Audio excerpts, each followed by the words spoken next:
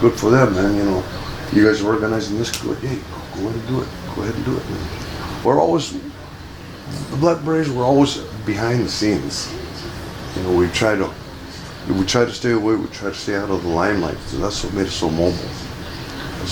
That's why we do a lot of stuff. And you know, there's like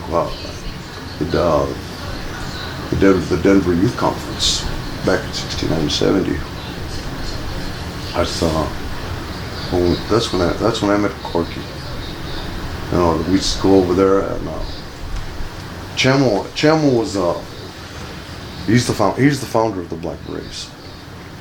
As I said, it started back in 1959, and Billy Dennison was part of the originals also. I forgot to mention him. And you know, we went over there, and 69 was the first year of the youth conference, and a lot of us didn't know. A lot of people over there didn't know who we were. You know, they've heard of us. You know, some people heard of us and stuff. So we went over there and we did security. We did security for Corky. We did security for his family. You know, it was an experience because we had to be there. A lot of us hitchhiked over there. And when me as a youth, I'm from California. You know, I don't know. You know, I wasn't prepared for the weather over there. I went over there. I had my Levi's. I had a field jacket, man. I had my serape and huaraches. You go over there, it's snowing. It's snowing. I'm walking around in huaraches, man. But you know, we did our thing over there, and we set up security, and Corky was impressed with that. He was impressed that the second year we were there in 1970. He made the Black Berets head of security. Mm-hmm. So we set up an office, and anybody coming in the building was searched. Anybody that had a weapon, gun or anything, we would take them to the security office. They would check in their gun, give them a number. When they leave, they give us a number up and give them back their gun. Anybody that came in with a camera, we'd take them to the security office and would make them sign a release that they had to give us a copy of all those pictures. It's a contract. Otherwise, they wouldn't allow to be able to take pictures. So they got a lot of pictures to Crusade for Justice. And security like that's the way we set it up. Brown Berets come in, they were all upset because they wanted to be head of security. We said, no, you guys do stay here. We set them up here. You know, and a lot of them would really, they would desert their posts. You know, a lot of the Brown Berets, you know, they did their thing. You know, no, I'm not taking nothing away from them, but you know, they like to party. You know, there a lot of times, you know, they want to go and have a good time. We were there to take care of business. There's times when we used to go up to 2 to 3 days without sleep. You know, all we do is drinking coffee and eating mooni pies. You know, but you know, we had a job that we had to do, and we done it. You know, we had walkie-talkies up there, and you know, we keep in communications with each other because you know, the police would get into our frequencies, and they tell us stuff like, oh yeah, well, you know, when we see you out there, we're gonna bust your heads. Yeah, and I want to join, and I want to be, you know, they used to, you know, talk to us and tell us stuff like that. And then a lot of times we would get bomb threats, you know, at the conference, at the Denver Youth Conference. Try to imagine a 3-story building trying to evacuate 2,000 to 3,000 to 4,000 people. Get them out there, and then we had to search the whole building. That's the stuff that we were doing. We'd search the buildings everywhere, looking for bombs. We wouldn't find any people back in. But every time there was a threat, we'd have to take it seriously. We'd have to evacuate the building. A lot of people would get pissed off about it, but you know, the stuff that we had to do.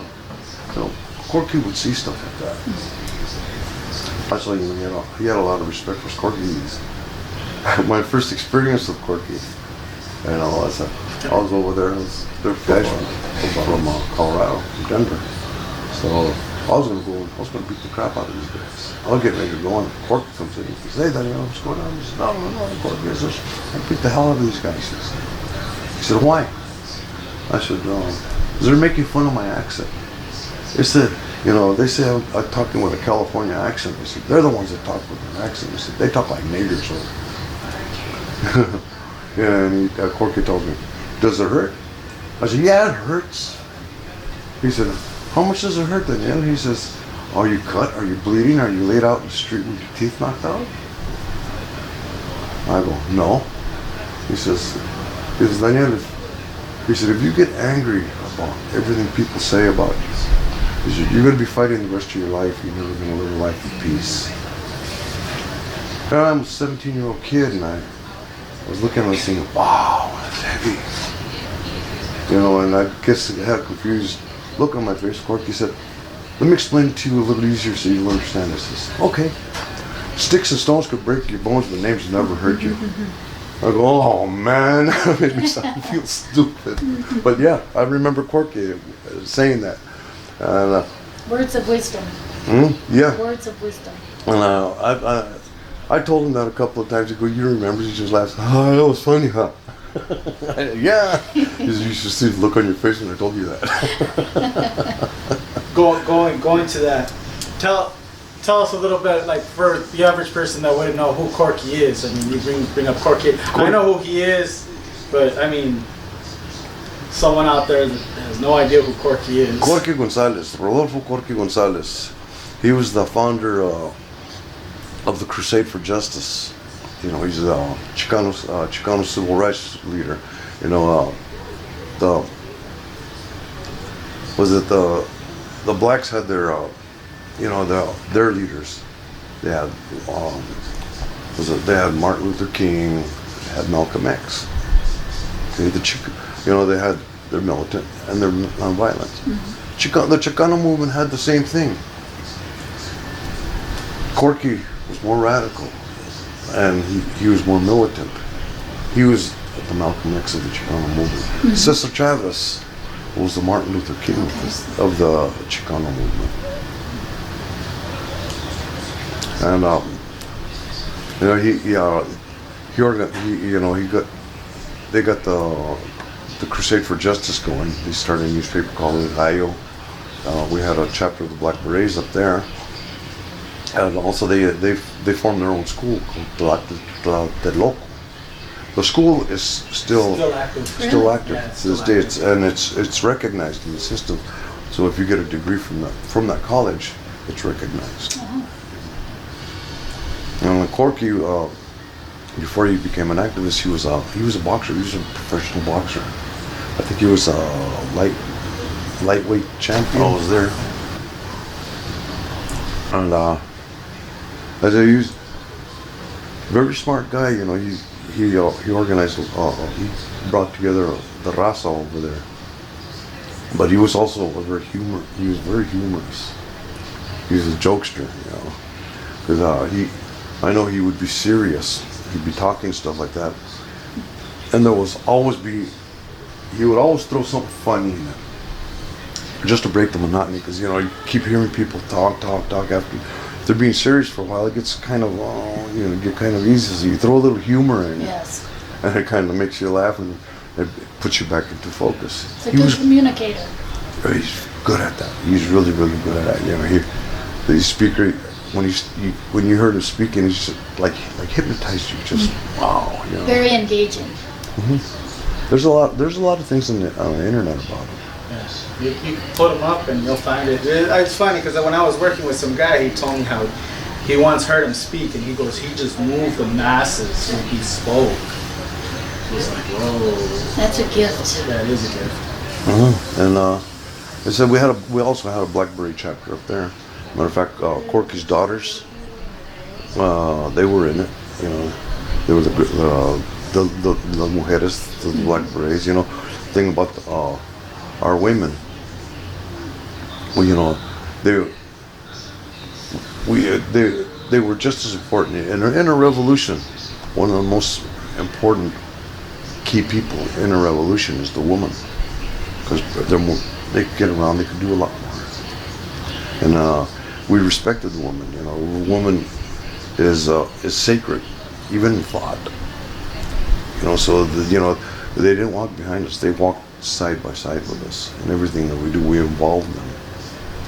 And that's another thing that attracted a lot. You know, some of these women. Matter of fact, the Adelitas. You heard of the Adelitas? Yeah. Did you know that first they were Brown Berets? Yeah. And then they wanted to break off, and they went to the Black Berets, and they said, why don't you just break off and call yourself something else? Yeah. Yeah. Yeah. That's what they did. Because they were kind of the LA Brown Berets were disrespecting their women. You know, they're just. Fuck them.